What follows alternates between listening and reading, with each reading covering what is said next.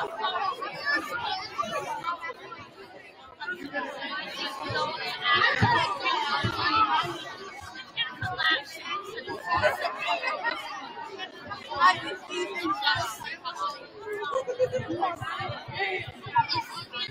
right, quiet down everyone. Make sure we have our phone labels that are in our pockets, not out and using them. All right, thank you. Hey everybody, I'm Lori Richards and I'm the coach for the Oral Interp team here at Northwestern. And this year's Oral Interp team came home with 3 superior ratings, which is the highest ratings you can get at the Oral Interp competition, at the state Oral Interp competition. And how many of you have been in Oral Interp before? Okay, just a few of you. For those of you who haven't, Oral Interp is just a speech competition.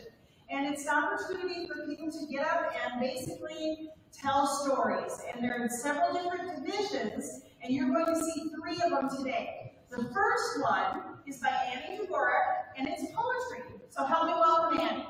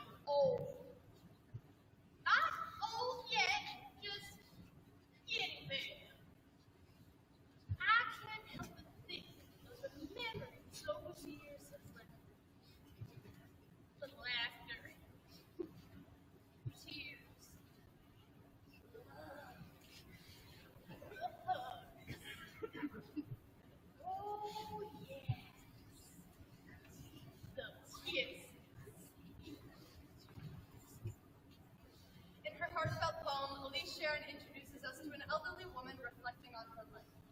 Her milestones, kisses. The first kiss on the playground, the kiss of a young college girl, the loving kiss of a new mom, and the final kiss of a past husband. Kisses by Elise Sharon. First kiss.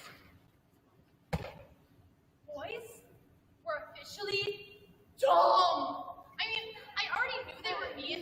No girl really likes a boy. But then I learned that firsthand. In my second grade class, we have a science scene. And I sit in front of this boy named James. James is so dumb. But not because he isn't smart. James is dumb because he's a boy. So one day, like every other day, as soon as the teacher turned around to write on the board, James reached up and pulled my hair. I said, ouch, really loud. But to tell you the truth, it didn't really hurt that much. He did it every day, and it bothered me. One day, after I laughed at him for getting in trouble, James gave me a look. So I stuck my tongue out at him. In recess, I was playing in the grass. James ran over to me. I thought he was going to pull my hair and run. Instead, he threw a flower in my lap. I smelled it, and then he kissed my cheek and ran away. Maybe James wasn't dumb.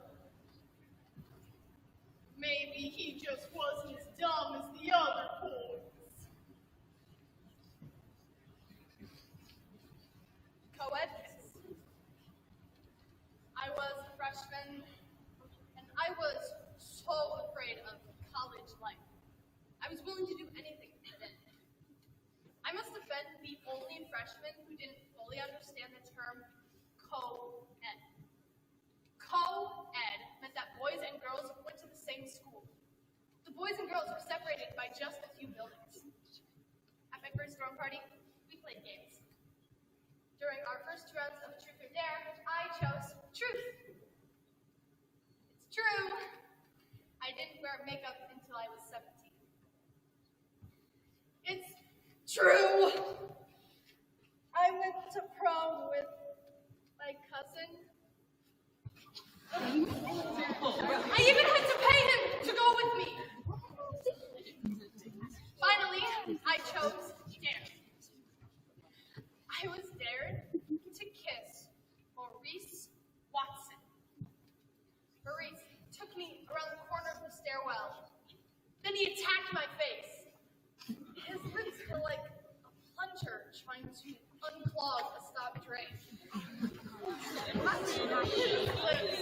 finally left mine, I was covered in jewels.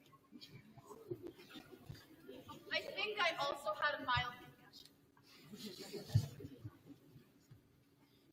Nevertheless, that kiss was one of the most romantic experiences I'd ever had.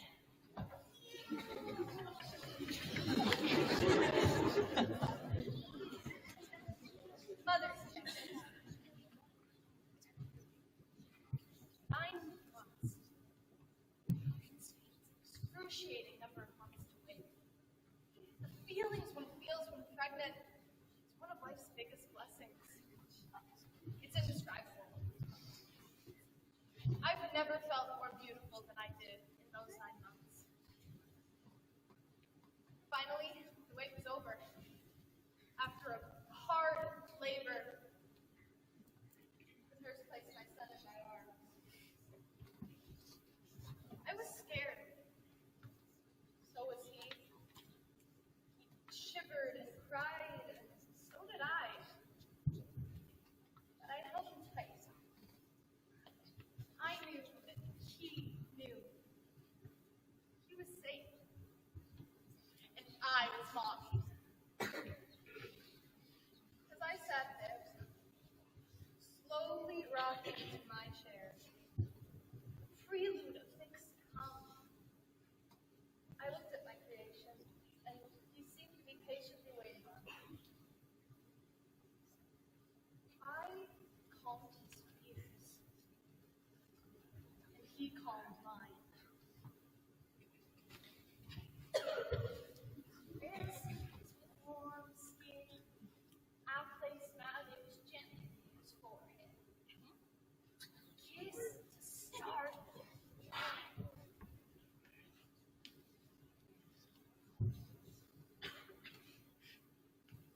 Last kiss. My last kiss happened not too long ago. It was right before Charles, my husband and best friend for over 70 years, grabbed me like he used to when we were in our 20s. It was abrupt, a little dangerous at our age.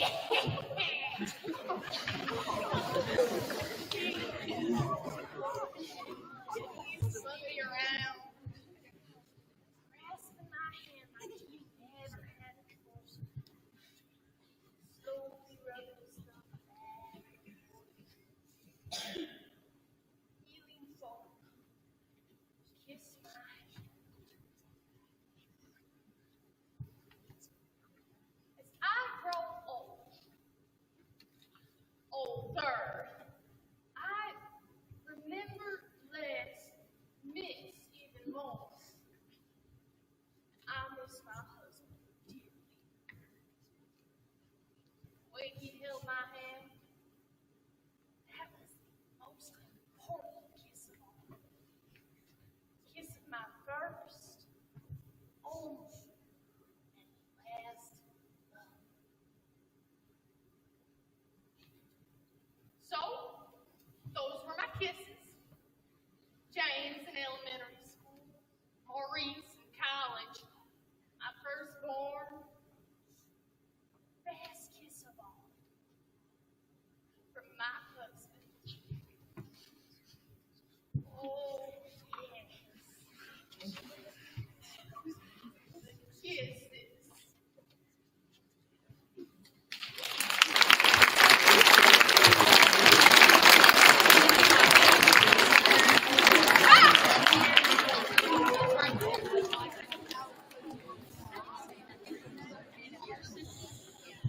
It didn't feel like poetry like some of you are familiar with, but it is in fact 3 poetry pieces together. So that was Amy's poetry.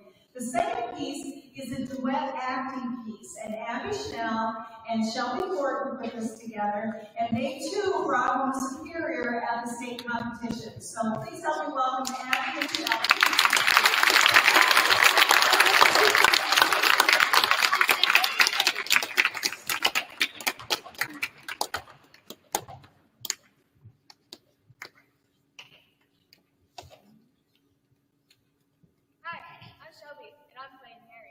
Abby. She's playing football. Stop. We can't say that. Why not? Copyright. Well, what can we say? I don't know. Gary Trotter and He Whose Name We Cannot Say Due to Copyright Infringement by Patrick Bates. Allow us to set the scene. Two mortal enemies locked together in a mystic battle of life and death. He, a dark lord, a diabolical demon, Of all right, they get it. a very, very bad man who wants to seize the demise. Him. A very, very bad man who wants to see the demise of him. A modern day magical master. Youth of unsurpassed skill. Ahem. Oh, all right. The best darn wizard in all of Pig Hives. Yes, Pig Hives. Because we cannot say the words warts and hog together. Without suffering some writhing, nasty charm directed at us by the author of that teen coming of age book series. Instead, we're forced to bring you the tale of Gary Trotter and He Whose Name We Cannot Say Due to Copyright Infringement. Pig Warts. Knights of the Great Cribbage Game. 10. 15 for 2 points. A stupid card game. The only thing that would make this better is if We were flying on fruit sticks, flinging cards at each other like some great cribbage board. No! If you were dead! It is time you knew the truth, Gary Trotter! What? What's so funny? You don't sound very serious or that curvy voice full of marks. You knew it was me all along, didn't you? How would you know? I don't know that apple shoot birthmark on my ankle full of stitches from here around. Plus, everyone at Pig Hives knows you're the worst cribbage player. Ina, I beat your mother and father that night, and now I will beat you! Expecto Nintendo! Okay, hold on, time. What now? How is it that we can say Global and Nintendo? Well, we can't say that names of the teen coming of age book series that everyone would recognize. Ina! It is time for you to know and stop being so darn inquisitive! Alright, let's see. The only way you could have beaten my mother and father the last night they were seen was to cheat. And the only way to beat a cheater is to not play his game. No! Your logic has defeated me this time, Gary Trotter, but we shall meet again in Gary Trotter in the next book in the series. Scene. Bus stop that leads to a magical portal of Pig Hives. Excuse me, sir. Is this the bus that gets to Pig Hives? Well, you won't be stopping in Times Square if that's what you're asking. Well, I gotta keep Pig Hives and warn my friends about He Whose Name We Cannot Say. Who? I can't say his name. Why? One, if saying his name brings him about. And two, we can get copyrighted. There are other ways to summon him, Gary Trotter! You! Yes, me! But how? I pretty much know this is one of the few ways you can actually get to Pig Hive, because as you know from the books, I was a former student there. You, a student at Pig Hives. Yes, Trotter. But how'd you turn out so evil? I think twice about what you say, Trotter. You aren't immune to the shadow side of magic either. Yeah, okay. But how'd you turn out so rotten? Cast one little death hex on the valedictorian, and they make it out like it's the end of the world or something. It was you who killed Dimple Dob's twin sister. No one ever approved that. You're from the same bush. Gary Trotter in the next royal sequel. Scene. Mountains. Time. Night. For no other time of day is more sinister or spooky than the night. Gary Trotter has recently signed on his own after his two best friends, Don Beasley and Minnie Driver. the Mini Driver's a real person. That's the name the author gave her. Yeah, but shouldn't it be like Simonese Ranger or something? I'm sorry. Gary Trotter is a really big bait of his friends don't want to keep listening to his boo-hoo story about his loser parents. Don't be so rude about it. It's true. If Don and Minnie were here, they'd say the same thing. Look, my parents weren't losers. They just haven't been seen since they went to go meet you. I mean, they left me on the doorstep of a garden gnome named Haggis. It hasn't been easy, growing up on your own. I think I know where Don and Minnie left him. I mean, any boy, he'd be a wizard or something more recognizable than a mathlete. Have a hard time growing up on his own. You're right. Instead, I will possess your soul! Please tell me I don't have to talk like that. Gary Trotter, what are you doing here? What are you doing here? Don't you know he whose name begins? Don't you know he whose name begins? I'd say he cuts right fishermen lurking about here. You said his name. You said his name. I said my own name. It's right to take me. That's no. You have to kill him. He was the best wizard at pick hives. Just remember, Gary Trotter, it could have been you. Why do you keep saying that? Don't do anything about it. Why do you keep letting me live? It's good for business, Gary. You live, I live, and the money keeps rolling in. Rolling right on to the next book. Gary Trotter in the book that will either anger or delight the loyal reader. The Great Match of Pig Hives. Haggis, look out! Death beaters unite against the Trotters of the globe! Don't worry, dear Gary. I can back.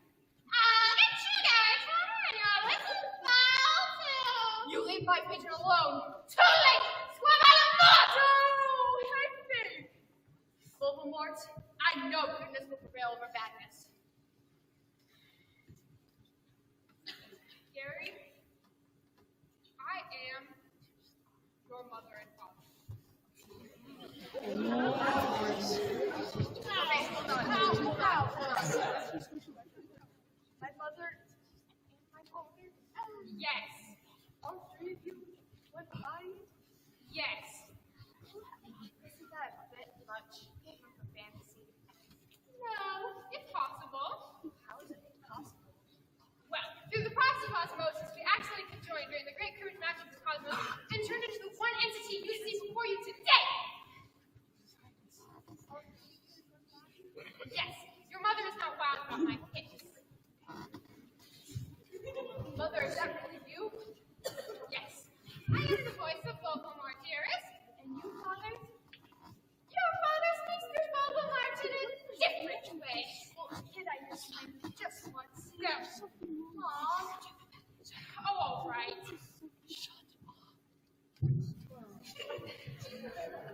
Okay, maybe just like a text message or something? Okay, that's the name. Okay, we get it. I mean, great. We get the picture, Gary. Mother will never look into your eyes without seeing the face of Voldemort. Of course, dearest. When the spell is eventually broken. Okay, but in the meantime, you think I could give you a kiss goodnight? All right, that brings our touching series of Gary Trotter to a close. No, it doesn't. Yes, it does. Mom, Gary Trotter, go to your room. That's the nicest thing ever said to me. Look for Gary Trotter to return in yet another book to be called Gary Trotter and the Alternative Dysfunctional Family Goes to Therapy. I love you, Mom and Dad. Go to sleep, young man. I hate you, Voldemort. One little lightning bolt right between the eyes. That's all I'm asking.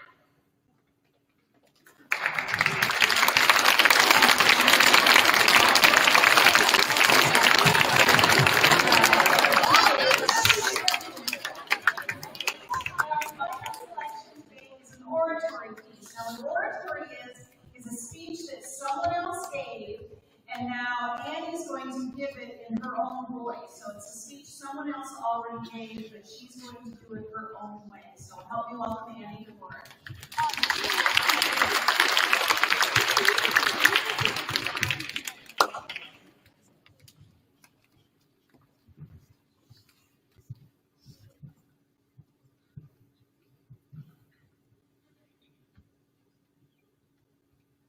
In the last 10 years, over 500,000 lives have been lost to suicide, with 2022 showing the highest number of deaths on record, 16% increase over any other year in history.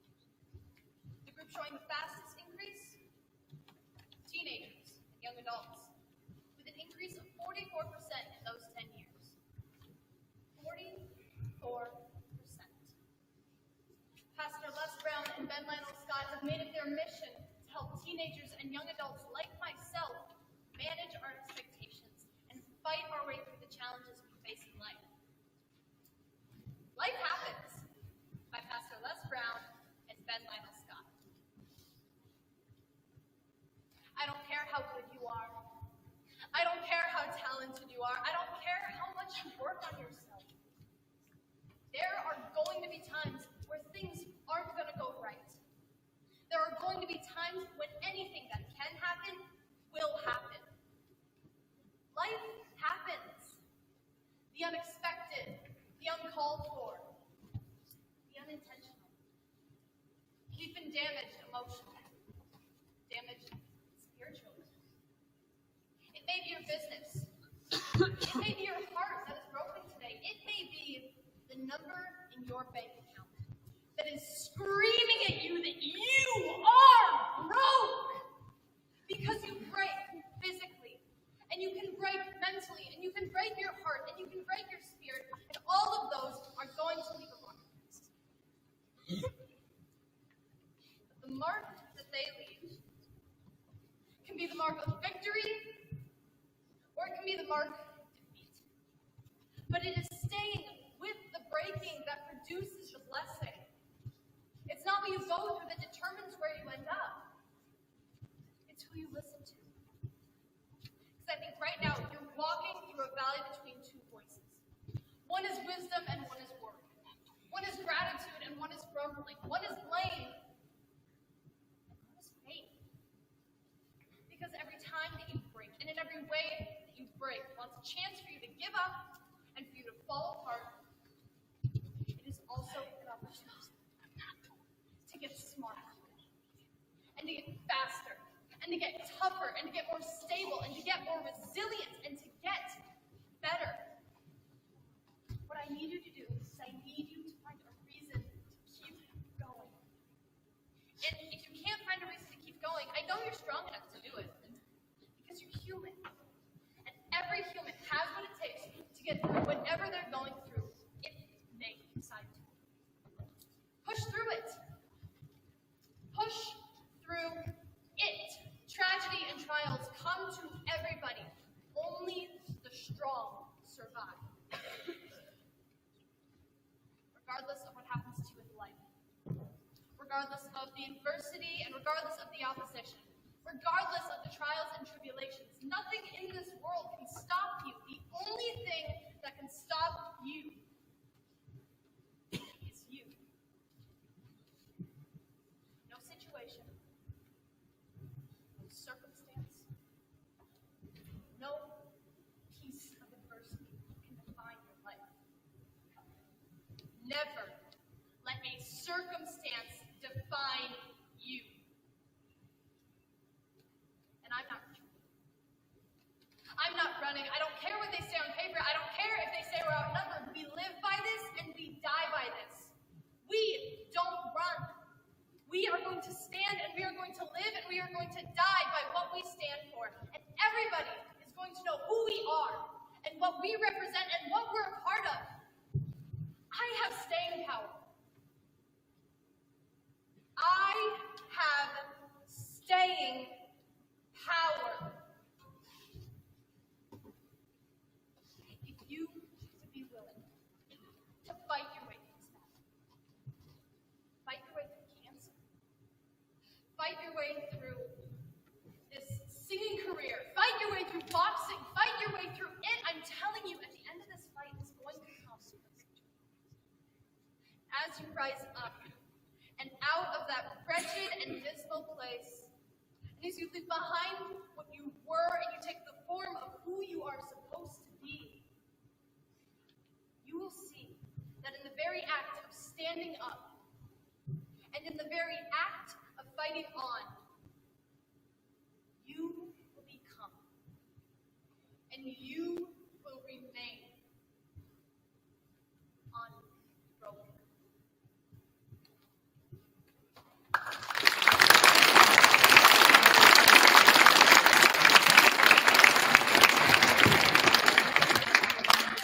Standing out among superior position, one was called a superior with distinction, which means she got a perfect score from all of the judges at the state competition, so she did really well. For those of you who are interested in doing something like this, we do it in the fall, and we still also have one-act plays coming up this year. So sign up for one-act plays if you're interested in